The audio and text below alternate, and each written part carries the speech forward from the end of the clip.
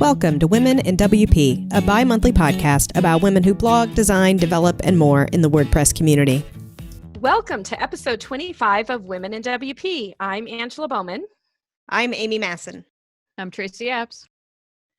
Our guest today is Stephanie Wells. She is the founder and CTO of Formidable Forms plugin, which has over 200,000 active installations on WordPress.org. She is one of a few women plugin developers in the WordPress ecosystem. Welcome, Stephanie. Thanks, Angela. It's fun to be here and chat. We like to start off each of our episodes by asking our guests to tell us about their journey into WordPress. How did you get started? By accident, I guess you could say. None of this was planned. The baby was planned, I guess you could start there. So I started backing up. So I was a nurse. I went to school as a nurse, and I was working. I worked 7 years or so, and when I had my first baby, I was suddenly stuck at home, going from the fast pace of being on my feet all day to sitting all day, and it was a little bit of a transition. So at the same time, my cousin Blair Williams, well, he's married to my cousin, was doing some contract work and was looking for subcontractors to help him out on these projects. And he was so desperate that he was looking for anybody who had interest in HTML. And I didn't. I never looked at it before, but my husband had. So he's like, "Oh, I'm interested," and so my cousin did a little training session on how to get a computer set up locally to run Ruby on Rails. And I had nothing to do, so I went along. And I was not even considering that I would actually do it or enjoy it or have the ability to, that it would be anything for me other than just an hour to fill. So we went to this training session, and he gave us a little bit on how to get started. And I went home and I set it all up, and then I built my first site. a $400 site for my sister with it was no database, no nothing, basically just straight HTML, CSS. And that's when I learned that it was fun, that I enjoyed it, and that I could do it, and that it wasn't this monumental X's and O's and everything. Anyway, just that it was actually just memorization. And I can memorize. I'm a master at binge and purge. So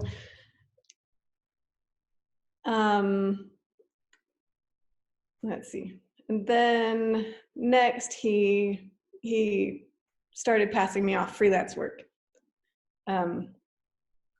Once he saw that I built a site, and he's like, "Oh, all right, here's a PDF, make it into an email template."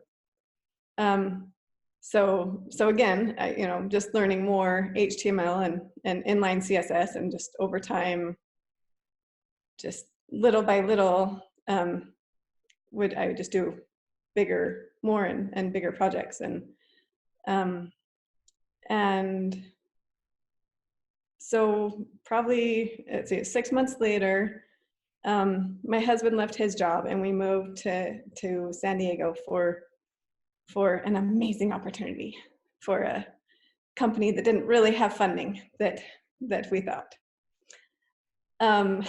So we were there for 2 months. We were paying our mortgage here in Salt Lake, as well as our rent in San Diego. And on one income, supposedly one income. They had like enough for a month to pay us, and anyway, so while we were there, my cousin gave me a project management task, I guess, and I was like, oh, that's cool. I'm a project manager now. It was one developer, and the deadline was slipping. I wasn't apparently hounding him enough to get the job done. So the deadlines were slipping, and I was not gonna mess up my first project management job. So I picked a bug from the list, and I went in and tried to fix it. and I did. It was like, oh, that's super cool. I can actually do it. So, and then I did another one, and I made the deadline. And then, this job went to pot, and we came crawling back. We had $200 left in our savings account. I was able to so Blair owed me a little bit for these jobs that I was doing while we were there. So we were able to make it through another mortgage payment. And then he started giving us more work since now neither of us had anything to do. And it was 2008, so there were jobs were not great. Steve got an offer for $60,000 job for 60 hours a week, and we were just like, well, that's something. It's a job, but this is.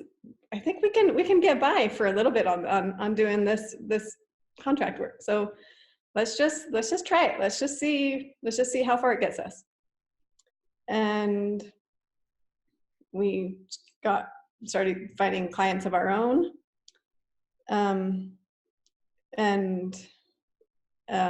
So Steve had another friend who from college who was looking for some help on his.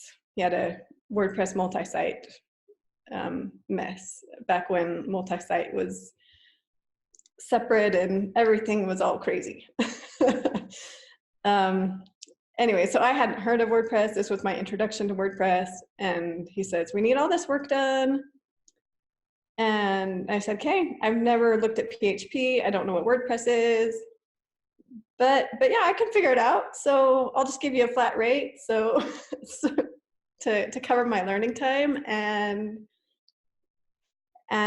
I'll get it done.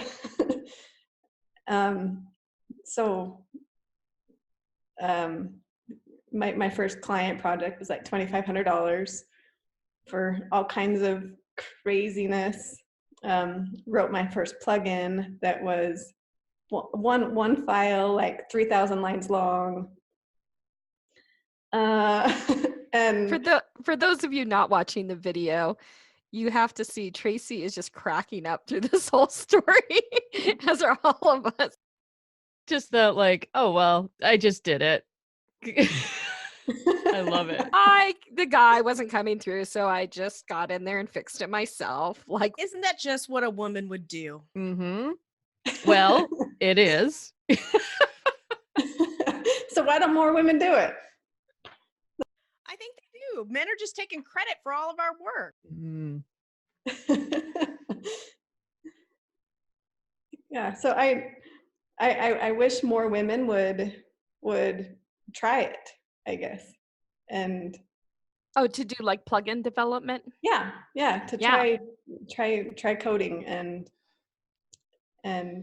So what was the plugin that you developed for that first job? What was the plugin? Mm-hmm. It wasn't anything that got released. It was just a mass of everything that checked off all the tasks on their list they needed done. So it was, part of it was like a template for when you create a new MU site, that it pre-populates with pages and content and all that fun stuff. I've done that, but I wasn't sophisticated enough to do it in a plugin, so it's all in some crazy functions file. And this is in 2008 or 9, you say? Yeah. So this was like 2008 still. Nice. Before custom post types, Uh-huh. before all of it. when I remember it was much more of like pulling teeth to get WordPress to do right. what you wanted Before to featured images, do. before Yeah. menus. My documentation was open it up in TextMate and do a search and find whatever was closest in the code to where I wanted to stick stuff. And it worked.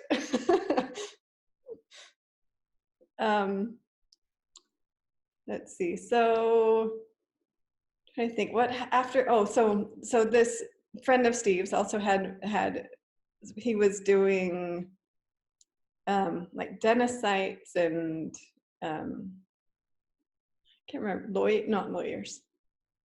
You know, he was doing like sub sites for other people. And so he started passing off some of those sites to us too. And so Steve would do the front end, and then I would do whatever back end stuff needed to be done. And on one of these sites, they had a team page where they wanted all their team members listed off, and they wanted to be able to edit and change. They wanted to be able to add and remove team members without messing up the whole page, without getting into the HTML. And this was before custom post types. Yes, before custom post types. So that's kind of where Formidable started. Is it was a super clunky back end only product that just to pick like from a drop down what kind of field type and then the views were started at the very beginning too.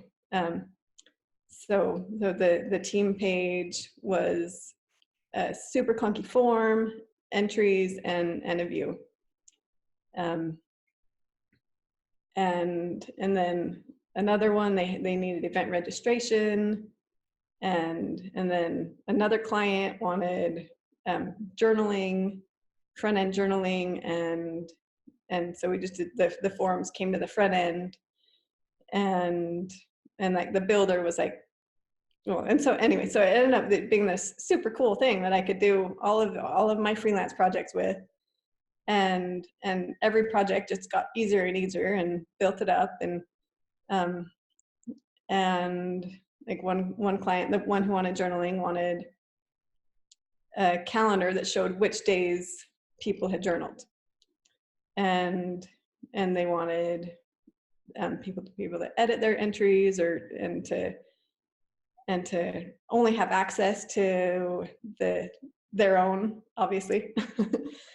And anyway, so just built up over time throughout all these client projects, and then I ended up with a product that I was using on every freelance site that I started, and I was still working as Blair's subcontractor at that point as well, and he had just launched PrettyLink and PrettyLink Pro, and he's like, oh look, here's my code that I used for the licensing, and here's what I used a member, and so you can just release it, you should do it. And so, and with a little bit of a push, I released it, and so I released the free version. Was it December 2010? I think it was, and then released the pro version in February 2011. And in the first month, it brought in $2,000. So I was like, oh, that's awesome. It could actually do something. It's not just me in a vacuum. You know, there's actually people and they want it and they're using it. And so anyway, just kept on, was doing support in the comment section of a blog post and adding features as people requested, and just probably too many at that point. At that point it was, oh yeah, it can do everything. Let's just add it all. That's how I present Formidable Forms to people. I said, it can do everything. It can do your dishes. It can do your laundry. It can make toast. I haven't got mine to make toast yet, but all the other things. Just kidding. I didn't know they did dishes. I'm gonna have to switch now. Well, I have used my Amazon Alexa to set it up through the IFT. If this, then that. Oh, sorry, shouldn't have said that word. I call her Ingrid when I don't want to trigger without Ingrid. Good idea. So what is Ingrid doing for you, Steph? So anyway, so I set up some function. I was just messing around with it one day, just set it up to send through IFTTT to, now I can't remember what I had it do, but since they do all like the home automation stuff. Yeah, I love if this, then that. It's so great. Let's see. So what next? I just want to say that I met Steph in Salt Lake City. I was doing a talk at the Salt Lake City WordCamp, and I went to your talk, and it was in 2014, and we were in that little tiny library room, which was super crowded, and people were sitting on the floor, and Stephanie's there, and she's presenting this plugin like in this very like modest way, like just presenting her plugin, and I'm just watching, and my eyes are getting bigger and bigger. And I'm like, oh my, this could do everything. Like, this is what I need. Like, I had so many use cases, and I was so excited about it. But how you presented it was like as if it were just no big deal. And so then it does this and this and this, and it's like, no, you need to be like, It does this, and it does this, and it does one more this, thing, and one more thing. And I just feel like it really revolutionized what I could offer to clients, because of that front-facing ability that you could have this web form that they could populate content on the website, and then you could present it and format it any way that you want. And so being able to use Formidable to create like artist directories and really fancy front-facing spreadsheets, and all this kind of other people, like user contributed content, and but for directories and all of those kind of things. And I thought, like I'd have to be a real PHP developer to do that kind of thing, and Formidable just makes it possible, especially for back, me to look much more sophisticated than I am. especially back when I just looked at my pro license, and I bought it in like early 2013, and WordPress was like a different animal back then. And like if the same thing, I've used it for like complex forms, for startup generator, applications and all this stuff. And like I love all the different possibilities for it. So Steph, I don't know, have you, like, what are some of the like applications that you have heard or have used it for that might be like might shock people? Yeah, we need to do another survey, but it's been a while. But we get a lot of like church management, school management, ski clubs and crime reporting. Oh, wow. Yeah, Nice. and just all kinds of crazy stuff that people are doing. There's a huge range of just things that there aren't plugins for. Yeah, I mean, in a lot of some of these things, like you could put in like 5 different either third-party services or plugins, and add them all together.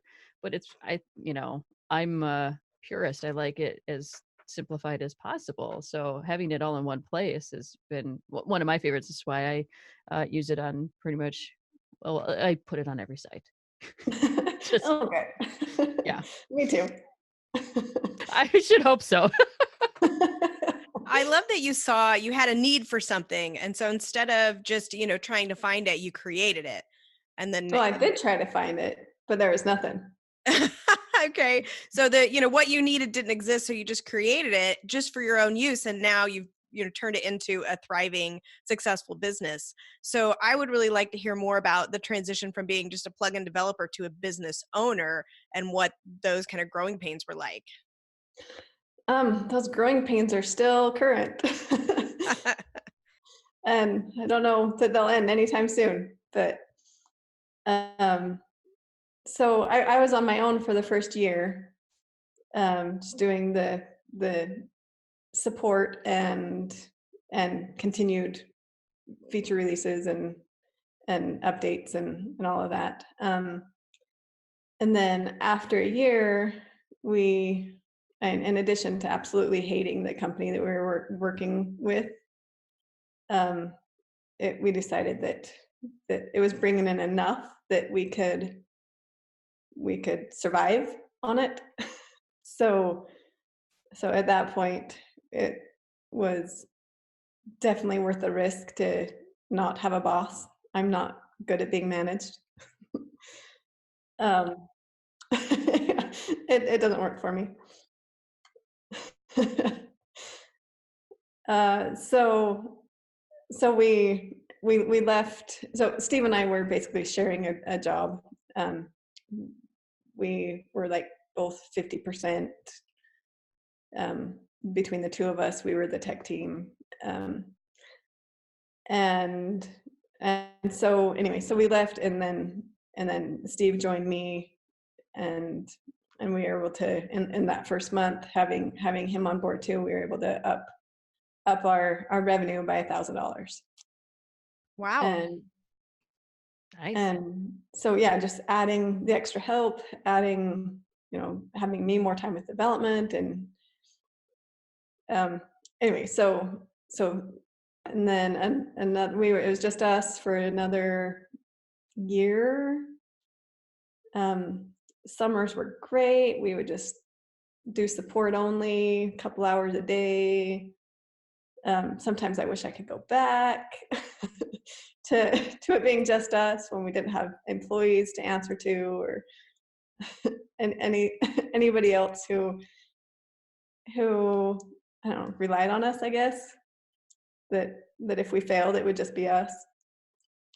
And we could manage. So anyway, so after another year, we brought on our first employee, who was my little sister, and she, we hired her to do support, and she kind of took the same route I did. She was trying to decide between starting or nursing school or not, and she had just gotten accepted into a nursing program. She had graduated with her bachelor's degree in some medical thing I can never remember. Anyway, so she had played around with writing an app one time, and she enjoyed it, and she convinced us to hire her. And we did, and she went through support and started doing development, and then we had 2 developers, and then we started hiring people for support here and there, and but yeah, even just hiring one person made a big difference in the way we could run things. Okay. So, when you made the change from like, working, even just working solo or working as a family business or whatever, and then now expanding to having other employees or even contractors or whatever, there's a lot of different process stuff that needs to be considered. I'm assuming.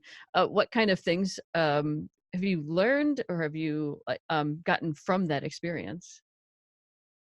Well, I didn't realize that we were terrible at processes until we joined up with Syed, with W. Fegener last year, and we spent the first 3 months just getting processes figured out and written down, and um, anyway, so but all that time before, we just didn't do things great, and or I guess it's easy to say that in hindsight. And I'll probably still be saying that about what we're doing right now. That but anyway, I feel like there's always much better processes that we could be doing. But and when we hired our first employee, 'cause she was still a contractor, but we had her coming to our house to spend a few hours a day so that we would all be available to ask questions, all meaning Steve and I. um, so we hired specifically looking for people who we thought could self-learn, in hopes that I could just continue in my little box, in my developer box, and that I could just ignore everybody else. and that worked for a while. But it doesn't really work anymore. So I'm having to so we just hired a full-time developer 4 months ago. Was yeah, the first full-time developer we've had, and now I'm having to learn to let go of all of my control, and pass a lot of it off, and write up a lot of what I do in order to be able to pass it off. And Yeah, that there's sounds a lot. difficult. I think about that because I'm like, well, I just do it. Like you're like, well, this, I couldn't find something, so I just learned it, I just figured it out. I didn't realize that we're that not everyone is like that. Like I didn't realize that, and then and now I'm like, oh, what do you mean? Like I just figured this out, and they're like, but so I didn't write down my process. Like I can imagine that if you just like, all right, I'm gonna make this plugin, and then like, so documentation probably wasn't something you were thinking of right off the bat, or right? I mean, you don't Yeah. just like go back to old jobs that you've done and look at what you did there to figure it out. I That's not how avoid it's supposed to work. looking at my old code because I know what's there. It's not. I've learned as I've gone and developed. Yes, we'll put it I that way. just have a folder full of all the child themes I've built, and I do that. I just do a finder search for the code I need. It's really bad. I am so bad about writing down how I did things when I learned something new, and then it's like I need to do it again, and I can never remember how I did it or where I found it. And then I'm like, oh, I did it on this site, and I have to go look at that site because I am not smart enough to document these things. I have kind of a nerdy question because I don't know. I like hearing about this because again, I was self-taught. What kind of is your process, especially doing the development, like your local environment, like for Git and like repository, like what is your kind of process for that and for launching and all that kind of stuff? How do you manage that either as solo or now with multiple developers? In the last, probably, I guess just in the last year, I've been paying a lot more attention to every little task that I have to do. And some days I'll write out like all the stupid little things that I do every day. And then just figure out how to eliminate it, how to make it, how to automate, how to get rid of as much off my plate as I can. Which of the things I'm doing I actually be doing, and which are stupid, which should just, or what some that should just not be done at all even.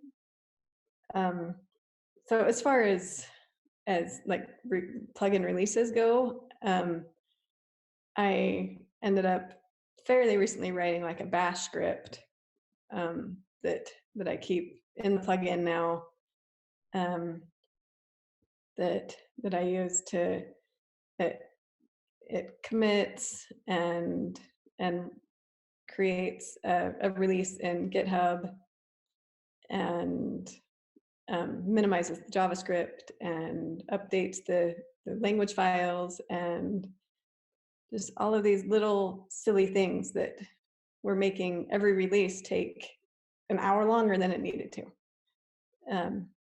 And so just little by little, just making everything take less time. And that also makes it much easier to pass off too. Once I have it written up and I've told the code what to do, I don't have to tell a person what to do too. That makes a lot of sense. I didn't realize how once I got like just task runners and those kind of automated scripts, like I did not realize how much, my life would change from that. Because yeah, like that's what computers were made to do, is that repetitive task things that we can tell it to do. So What that the makes trained monkeys should do, right? exactly. And I was being a trained monkey. Right. I think we all are, like every day. Yeah. We just have to pay enough attention to see when we're doing it. Yeah, Amy's our queen of automation. I'm sure she appreciates it all. I love to automate. That should be your t-shirt. Always, every time we record, there's a new t-shirt idea. So I I'm need to gonna have a listen to whole all of them to wardrobe. like know which ones I need to design. Really. Well, I don't document anything, so by the time it's over, I'm never gonna remember what t-shirt idea I had. Then you'll just have no choice but go back and listen to it again, I guess. Pretty much. I'll put that in the show notes from now on. This episode's t-shirt idea. This episode's Here's your Zazzle link.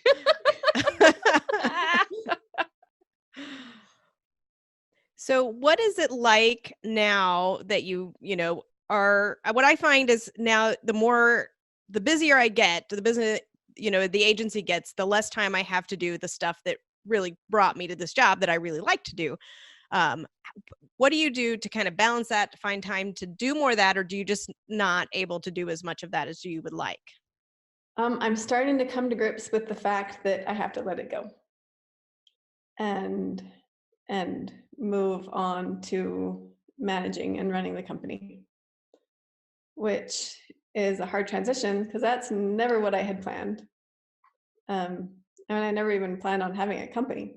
It was just, hey, look, I have a cool product. And yeah, so that's I'm still coming to grips with that, I think. and we're looking to hire like three positions right now, just to get Steve and I both out of more of the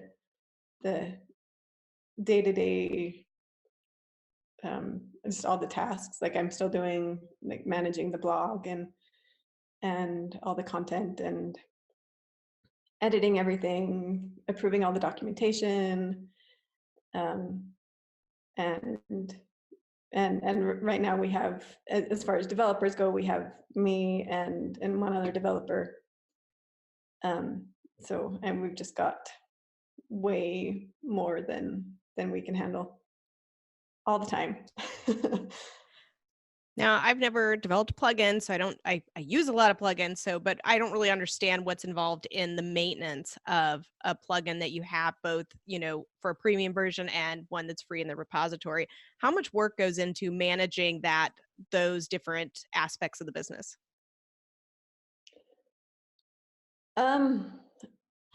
Not, well, I always wish there's more time I never have enough time in a day to get done everything that needs to be done. And we've got 20 something add-ons in addition to the main product. And so I'm doing good if I can just get a core release out every other week. But then getting releases out on every single add-on on a regular basis is pretty hard to stay on top of. and that's one of my jobs this quarter is to figure out how to better manage that and how to make sure everything is getting taken care of and nothing's getting dropped as far as each add-on goes. Because like today I did an add-on release to solve some bugs that I swear I had fixed and I had like a year ago and had just never released it. And with just so many things that to stay on top of, I just am not staying on top of it all. That's like when I answer a text message in my head and forget to actually send the text message to people. Yeah. Right. Just like that. So when you're releasing these updates, I mean, how much are they like new feature requests or new really cool things? How much are bugs? How much are, security type issues? So we try to get at least one big super cool thing done a month. We don't always get there. A lot of the times it ends up being something ends up taking 2 or 3 months instead of 1 month, or but anyway, so we try to get at least something cool done every month. Most of the add-ons are small enough that they're generally just maintenance and bug fixes and smaller, less time consuming things, which is why I never think about them, because they're the little things. It's just the big things get done and then the little things just linger for a lot longer than they should. I can't even imagine having to deal with support tickets. But you have other people who are dealing with support, but you've answered my support questions before in quite some detail. And it's just been phenomenal. Your support is one of the things that I've really valued a lot. How do you feel going forward having employees? How do you continue that same level of support? Do your support people end up coming back to you to ask you questions when they're stuck on a particular challenging thing? Yeah. So we do. So I was in support quite a bit until, let's see, I pulled out of support like 9 months ago. And Steve is still, I think he's taking like 20% still. But anyway, so we use Help Scout and we can ask questions there, like in notes, and Steve also ends up getting a lot of the tickets that other people don't necessarily know how to handle, and a lot of them he doesn't know how to handle either, and he'll just ask me questions since we're in the room. And I don't think a lot of people realize that half the time I don't know either. and it's just, Googling the error message that people are bringing up, or I'm having this weird issue with Salesforce, and it's like, I don't know Salesforce. I'm about to use your Salesforce add-on. I'll tell you all the problems with your Salesforce add-on like in the next week. Please do. So when it comes to having a plugin that has support, I'm curious, how many support tickets do you get, like a day, a month, that you have to manage? So we're doing our average for this quarter was like 275 a week. And we're working really hard on getting that back down to 250. So there's a lot that we can do to improve. And do you think most of your support requests and actually purchases are more from like developers who you're using your plugin on sites they're building, or more individuals who are building their own sites and using it? Based on a survey we did a year ago, primarily freelancers and agencies are the biggest bulk of our user base, and we do have the people who are building their own sites or managing a site for a nonprofit. There seem to be a lot of those, but for the most part, it's people who are building multiple sites. And I've heard that from other plugin developers who have made a product that they thought, oh, people are going to really like, and they were really surprised to learn that the people that really wanted it were the other developers and not so much the individual who just wanted to build their own website. Did that surprise you? I don't know that I ever defined what my market is, but at the beginning, but where I kind of built it for myself, I guess it wasn't really surprising to me that it was a developer market, where I was a developer and that's was my use case. Um, sorry, I just lost what I was going to say. Oh, I want to know, what's your, what kind of big plans do you have? Any new plugins, new features, or can you tell us? Are they surprised? Yeah, do we get a sneak peek since you're on the episode? And this doesn't release until when, Amy? January. Yeah. So let us know what's coming for 2020. Oh, okay. We did just release a review before submit this week. So that was one nice. of the big ones that took us, that was our top request, actually. So we're excited to get that done.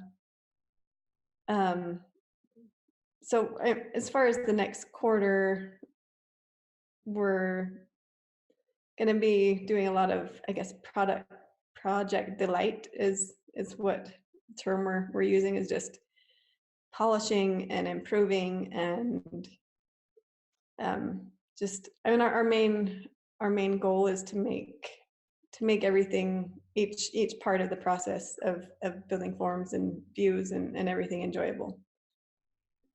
So that's a lot of, in the next couple months, and the next big thing is a total view overhaul. Right now, they're still basically what they were at the very beginning when I first wrote them, other than like extra filters and functionality wise, there's more. But as far as the UI goes, it's never gotten a designer's touch. And I'm excited about that because, well, I'm a designer, but also because one of the use cases that I've used it for and that I found really great is like really complex forms for like conferences where they need to, like there's sub I don't even remember the terms, but like the sub forms within forms and repeaters and that kind of stuff. And then to be able to have a view so that they could literally just print it out for the registration table, so I'm very excited about that. Awesome. Well, I have one. Oh, I was just going to say I have one more question. Besides your own plugin, what's your favorite plugin? Let's see. Trying to figure out what other plugins I use. Because yours does it all, and the dishes. Right.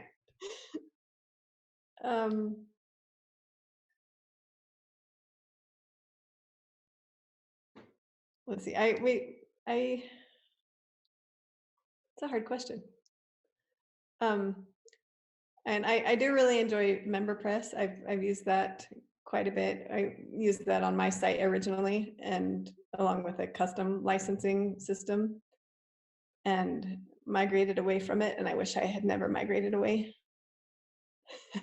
Won't tell you what I migrated to, but We all make mistakes. yes, we do. That was an expensive one.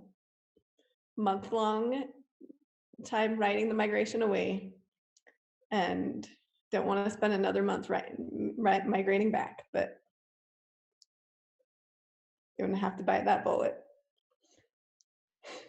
Well, it's been so great having you on today. Before we go, can you tell everyone where we can find you online? Well, I have a Twitter account. Does that count? That's ominous. I'm still kind of just in my own world. I'm not so much on the social side of things. So I don't know if you can find me on Twitter. I respond to messages usually. She is responsive on Twitter, I have to say, as maybe social platform shy as you are. I've always gotten a reply from you. Yeah. And of course, on your website, formidableforms.com. Oh yeah, formidableforms.com. That's an easy one. I thought you meant personally. Well, I just where you want, any listeners that want to contact with you, how you want to, how they might learn more about your company and what you're doing. So some people that's social, some people that's your website, some people it's, the newsletter, whatever you feel like is the best place for that. Yeah. Well, I guess in that case, yeah, formidableforms.com would be the best place, or on Twitter, my handle is the Steph Wells. All the other Steph Wells were taken. Well, you are the Steph Wells. Right. Yep. Well, you are such an inspiration. It's just been so great to talk to you. Thanks. Yeah, thank you. Thank you for listening. Interested in being on the show? Sign up on our website, womenandwp.com. Follow us on Twitter and Instagram, and join our Facebook group to have conversations with other women in WordPress.